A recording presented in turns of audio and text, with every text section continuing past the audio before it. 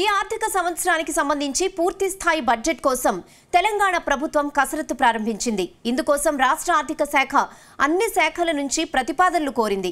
ఈ నెల 18వ తేదీలోపు ఆయా శాఖల ద్వారా ప్రతిపాదనలు చేరాలని ఆర్థిక శాఖ స్పష్టం చేసింది.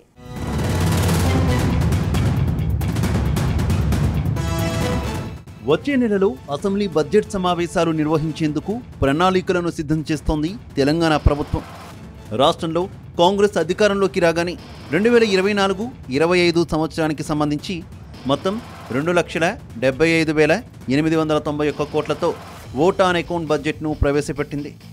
మొత్తం బడ్జెట్లో రెవెన్యూ వ్యయం 2,11,78 కోట్లు, మూలధన వ్యయం 29,669 కోట్ల రూపాయలుగా తెలిపింది. ఆ బడ్జెట్లో ఎన్నికల హామీల అమలు కోసం ప్రభుత్వం 53,196 కోట్లు ప్రతిపాదించింది.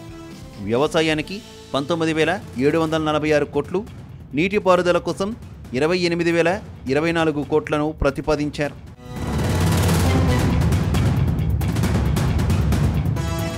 ఇలా 4 నెలల కాలానికి ఓట్ ఆన్ అకౌంట్ను రాష్ట్ర ప్రభుత్వం అనుమతి తీసుకున్నందున జూలై నెలాఖరులోపు పూర్తిస్థాయి బడ్జెట్ కోసం కసరత్తు చేస్తోంది. ఉభయ సభలు ఈ బడ్జెట్కు ఆమోదముద్ర వేయాల్సి ఉంది.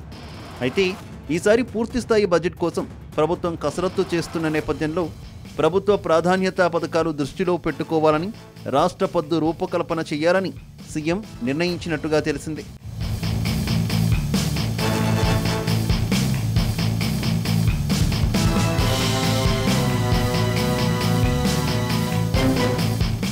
ఈ నేపథ్యంలో అన్ని శాఖలు వివిధ పథకాల పద్దులకు సంబంధించి క్షుణ్ణంగా సమీక్షించుకొని ప్రతిపాదనలు ఇవ్వాలని ఆర్థిక శాఖ స్పష్టం చేసింది.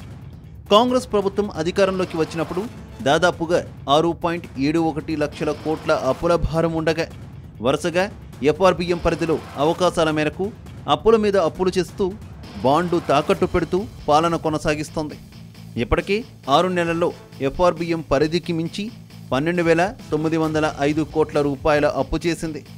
గత ప్రభుత్వం చేసిన అప్పులకు వడ్డీలతో కలిపి చెల్లింపులకు రేవంత్ ప్రభుత్వం సగటున రోజుకు 290 కోట్ల రూపాయల మేరకు చెల్లించాల్సిన పరిస్థితి నెలకొంది. దీంతో పాటు కాంట్రాక్టర్ల పెండింగ్ బిల్లులు భారీగా పేరుకుపోవడంతో అభివృద్ధి పనులు ఎక్కడికక్కడ నిలిచిపోయాయి. వాటికి తోడు ఆగస్టు 15వ తేదీలోపు రైతు రుణమాఫీకి 33,000 కోట్ల రూపాయల నుంచి 35,000 కోట్ల రూపాయల వరకు అవసరమని రాష్ట్ర ప్రభుత్వ అధికారులు అంచనా వేస్తున్నారు.